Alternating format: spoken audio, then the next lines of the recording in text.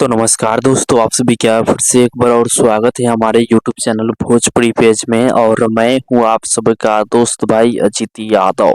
दोस्तों देखिए, अजीत आनंद का कल सुबह सुबह यानी 1 जनवरी को नया साल के दिन एक नया जबरदस्त गाना आप लोगों के बीच में अजीत आनंद इंटरटेनमेंट के यूट्यूब चैनल से रिलीज किया जा रहा है।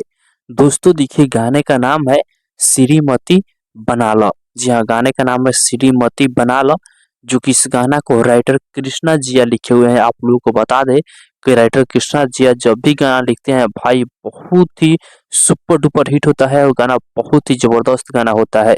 गाने को अजीत आनंद के साथ में शिल्पी राज इस गाने को गाए हैं और गाने में म्यूजिक बना है रजनी राजा।